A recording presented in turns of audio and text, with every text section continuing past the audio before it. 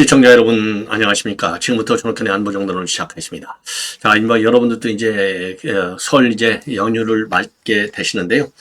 교통 사정도 이제 상당히 나빠지는 것 같습니다. 저는 조금 빠르게 우리 고향에 지금 내려가서 여러분께 이제 제 일보를 전해드리겠는데, 아무래도요 오늘 가장 빅뉴스는 이제 조국과 관련 뉴스가 제일 빅뉴스인 것 같습니다.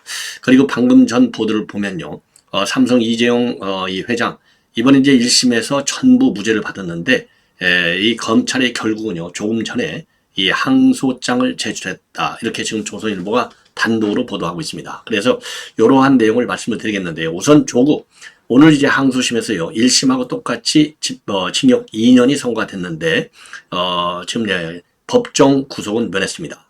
그리고 조국은 당연히 대법원에 항고하겠다라는 입장을 밝혔어요. 그런데 이 항고만 끝나는 게 아니라요, 오늘 정치에 참여하겠다, 정치 참여 선언을 공식적으로 했습니다. 제가 사실 내려오면서 기사를 보니까요, 이거 꼭 출마할 것 같더라고요. 여러분들도 그렇게 생각을 하시겠지만은 공식화 시켰다는 데 의미가 있고요. 야, 이거 돈놀이 하는데 아주 세계 최고의 선수들이에요. 정경심은 오늘요, 이 감형을 좀 받았어요. 왜냐하면 그동안에 이 수감 생활을 했고, 그 다음에 좀 건강도 안 좋다. 그래서 감형 조치를 받았는데, 집행유예. 자, 그런데 오늘 또 책장사에 나섰네요. 야, 이 부부들, 전 세계 이런 부부는요, 없는 것 같아요. 야, 이런 인간들이 어떻게 둘 다 교수를 했는지 도저히 이해가 안 가는 그런 상황입니다. 자, 그래서 요 내용을 집중적으로 말씀을 드리도록 하겠습니다.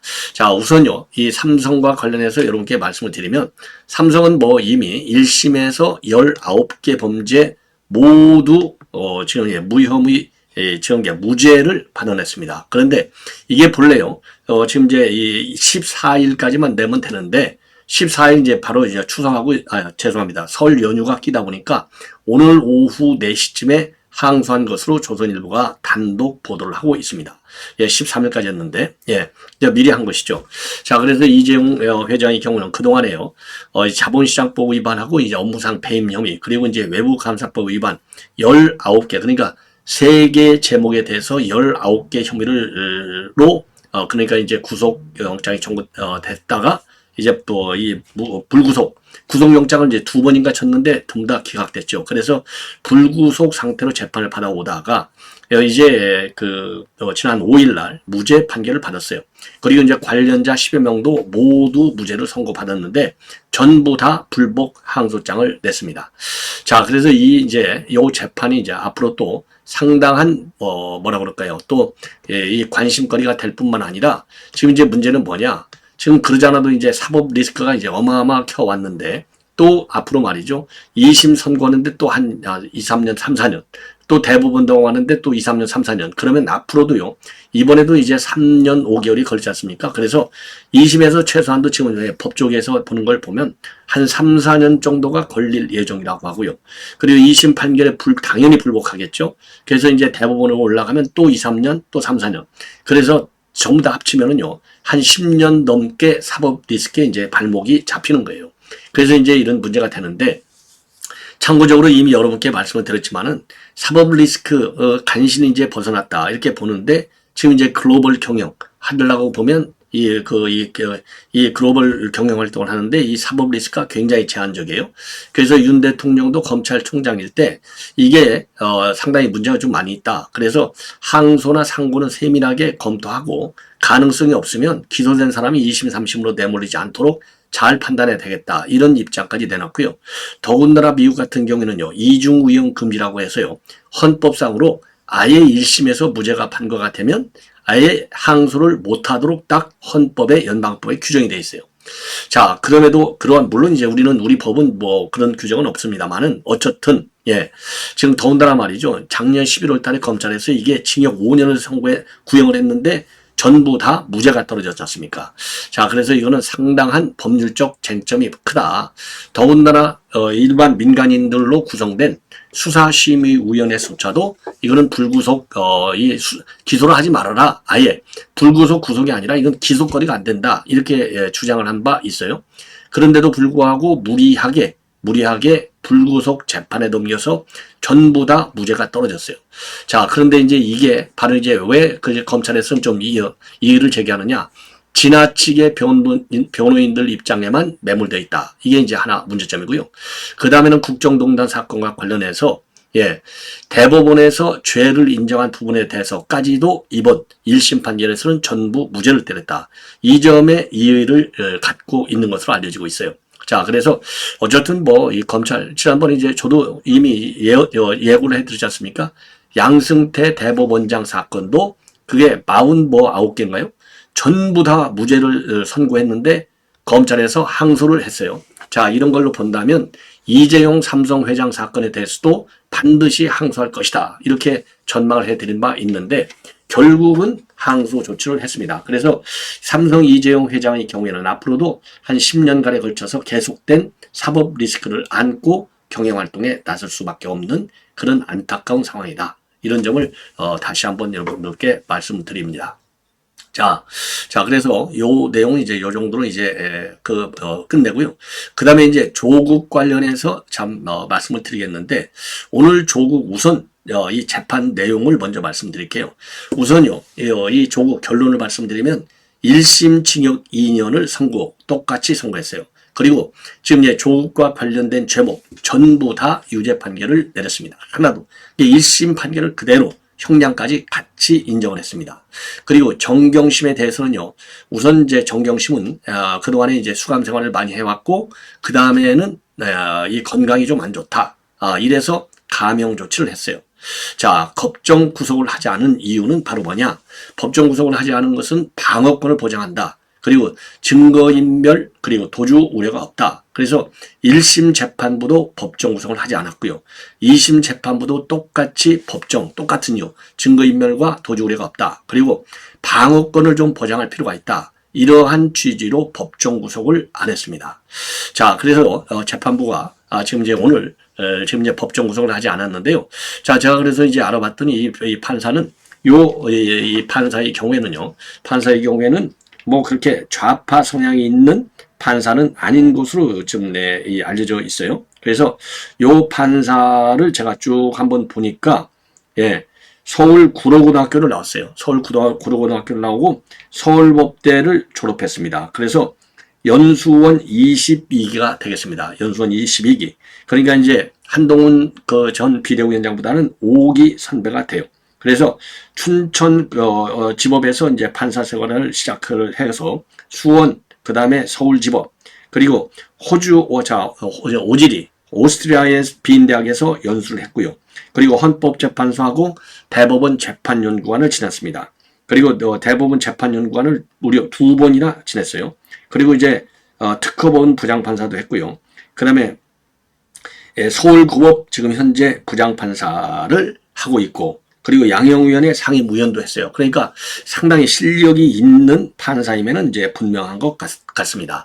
자, 그래서 오늘 이 판사는요, 요 판사는 이제 김우수 판사가 되겠습니다. 그래서 제가 이거 법정 구속을 해야 될 거 아니냐. 그래서 하도 이게 좀 한번 찾아봤어요. 알아봤더니 66년생으로 돼 있어요. 66년생. 예. 그래서 상당히 실력 있는 판사이면은 맞다. 이런 말씀을 드리고 싶고. 자, 그래서요, 지금 이제 조금 자세하게 여러분들께 이제 말씀을 드리면, 이제 업무 방해 혐의, 허위 위조 공문서 작성, 행사, 그 다음에 직권남용 혐의. 그래서 똑같이 징역 2년에 추징금 600만 원 선고. 그리고 2019년도 12월 달에 기소된 지 4년 2개월 만에 2심 판결이 끝났고요. 작년 2월에 1심에서 징역 2년에 추징금 600만 원을 받은 지는 1년 만에 2심 결과가 나왔습니다. 그래서 조목조목 모두 13개 혐의인데 전부 8개 혐의를 이제 1심에서 유죄로 판결했는데 2심 판결도 똑같습니다. 우선 이제 조국이가 민정수석으로 있을 때 조민희가 부산의전원에서 장학금 200만 원씩 3차례 600만 원을 받았는데 이건 청탁금지법 위반 혐의가 됐다. 예. 그리고요, 유재수 감찰 중단을 시킨 거, 이거에도 마찬가지로 유죄. 예. 그리고 서울대 공익인권법센터에서 인턴 활동을 이거 허위 발급 한 거, 요것도 전부 다 유죄. 그리고요, 아들 조지 워싱턴 때 온라인 시험을 대리한 혐의. 그렇죠? 그 다음에는요, 최강욱 사무실에서 가짜 인턴 증명서를 띈 거. 그리고 또 이제 서울대 공익인권법센터 인턴 증명서를 허위로 발급하는 거. 그래서 연대하고 고려대에 제출한 혐의. 모두 유죄로 판결을 했어요. 예. 자, 그래서 2심 재판부도 아까 이제 말씀드린 대로 1심하고 똑같이 했고요. 그리고 2심 재판부의 오늘 판결 내용을 보면은 1심의 양형 판단이 재량의 합리적 한계를 벗어났다고 평가되지 않는다. 자, 그리고요. 조국은 범행을 인정하거나 잘못을 반성하는 태도를 보이지 않고 있다. 무엇보다 범죄 사실 인정이 전제되지 않은 사과나 유감 표명은 양형 기준상 진지한 반성이라고 평가하기 어렵다. 이런 입장을 내놨습니다. 그리고 부인 정경심에 대해서는요. 징역 1년에 집행유예 2년을 선고를 받았습니다. 1심에서는요. 징역 1년이 나왔는데 2심 재판부가 장기간의 수용 생활로 인해서 건강이 좋지 않은 점, 그리고 후회하고 반성하고 있는 점을 감안해서 감형 조치를 했고, 그리고 이제 병원으로도요. 1심과 똑같이 징역 10개월을 선고했지만은 법정 구속은 되지 않았습니다. 그리고 박형철 전 청와대 반부패 비서관도 1심과 같이 무죄가 선고가 됐습니다. 자, 이렇게 해서요. 이렇게 해서 이제 조국, 이제 사실상 조국은요. 그래서 이제 이 대법원의 판결만 남겨놓고 있는 상황인데, 자, 이러한 조국이가 말이죠. 오늘 입장문을 내놨습니다. 한마디로 인해서 정치 참여를 선언했어요. 조금 전에 입장문을 내놨는데요. 정치가 움직이도록 힘을 바치겠다. 정치 참여를 선언했습니다. 자, 그래서 이제 정치 참여 선언, 이 얘기는 이제 이번 4월 비례대표 정당을 만들겠다는 거 아니겠습니까? 리셋 코리아. 예. 그래서 조금 전에 입장문을 내놓고 두려운 마음으로 새로운 길을 가려고 한다. 그러면서 윤석열 정권의 일방적인 폭주와 무능, 무책임을 바로잡는 데 힘을 보태는 것으로 국민들께 끝없는 사과를 하려 한다. 아니, 끝없는 사과를 하려면 이 SNS 활동도 중단하고 정치 참여도 안 해야죠.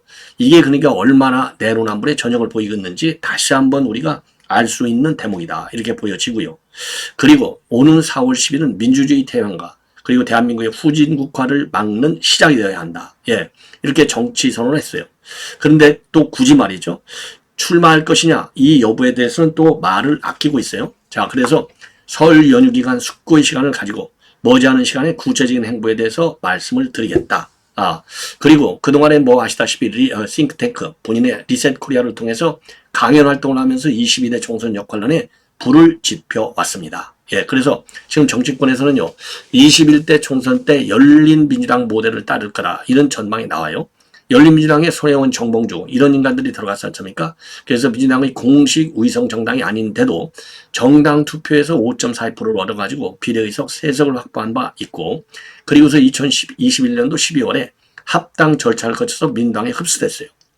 자, 그래서 지금 현재 민주당은 통합형 비례정당 참여를 추진 중에 있지 않습니까? 그래서 이 통합형 비례정당 안에 군소 2중대, 3중대들이 전부 들어갈 것이다. 이런 전망이 나오고 있는데 요대로 갈 것으로 보입니다. 그리고 또 이렇게 정치 참여 이전에 오늘 이제 판결이 일어나니까 이 대법원에 상고하겠다는 입장도 분명히 밝혔습니다. 자, 그래서요. 항소심 판결을 겸허히 받아들이지만은 사실관계 파악과 법리 적용에 동의할 수 없다. 그래서 대법원의 최종 판단을 구하고자 한다. 이런 입장을 내놨습니다. 자, 그러면서 말이죠. 2019년 법무장관 후보로 지명된 순간부터 지금에 이르는 5년의 시간이 저와 가족의 무간지옥의 시간이었다. 하루하루 고통스럽지 않은 날이 없었다. 그리고 저와 가족으로 인해서 국민 사이에 분열과 갈등이 일어나고 국민에게 부족하고 실망스러운 모습을 보여서 다시 한번 사과한다. 앞으로 계속 자성하고 성찰하겠다. 이런 입장을 밝혔어요. 그러나 여기서 포기하지 않고 새로운 길을 걸어가겠다. 검찰개혁을 추진하다가 무수히 쓸리고 패였지만 그만두지 않고 검찰 독재를 막는 일에 나서겠으며 검찰 독재를 온몸으로 겪은 사람으로서 어떠한 일도 마다하지 않겠다. 자, 이렇게 이제 오늘 판결 직후에는 입장문을 내놓은 겁니다. 자, 그리고요. 총선 출마와 관련해서는 조만간 입장을 공식 표명할 시간이 있을 것이고 대법원 판결 전에 제가 할 수 있는 모든 일을 하겠다. 자, 그래서 바로 이 얘기 대법원 판결 전에 모든 일을 할 수 있는 일을 하겠다라고 하는 말이 결국 정치 참여 그리고 이 비례정당의 창당 이런 걸로 이어지는 것 아니겠습니까? 그리고요. 법정에서 말이죠. 두 손을 모으면서 허공을 바라봤고 배우자인 정경심 교수와 짧게 얘기도 했다고 합니다. 이게 이제 좀 특이한 행보가 되겠죠. 자, 그래서 조국이가 이 항소심 판결이 나고 나서 대법원에 항고하겠다는 입장을 밝혔고 그리고 조금 전에 정치 참여 선언을 하는 또 입장을 내놨습니다. 그런데 말이죠. 이 인간들이 참 특이한 게 정경심이는 또 책장사에 나섰어요. 자, 이 정경심이가 오늘 이제 뭐라고 했느냐?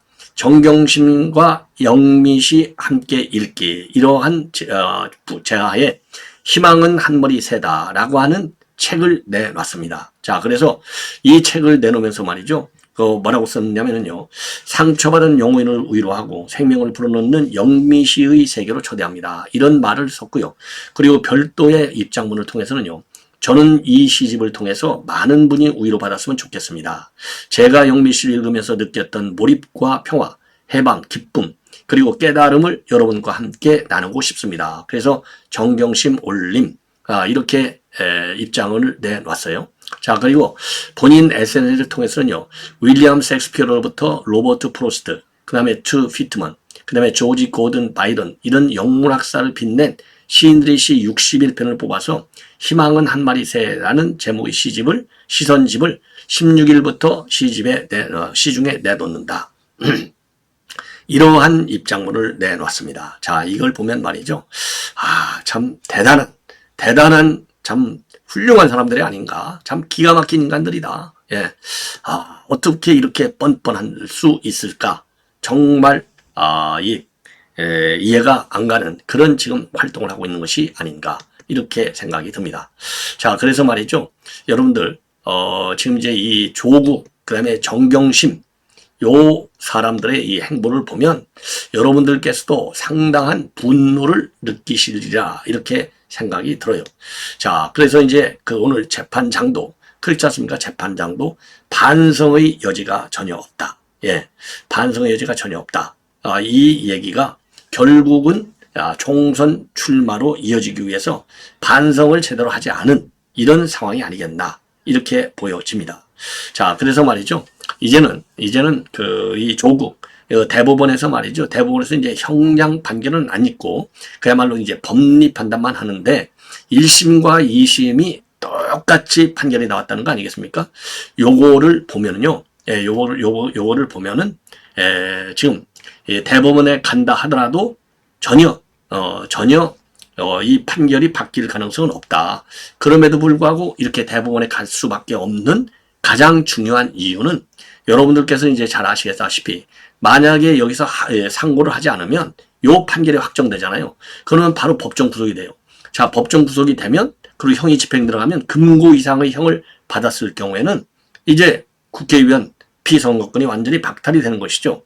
그렇기 때문에 국회의원을 해 먹으려고 대법원에 간다. 그러면 이제 대법원에 가서 임기가 4년인데요.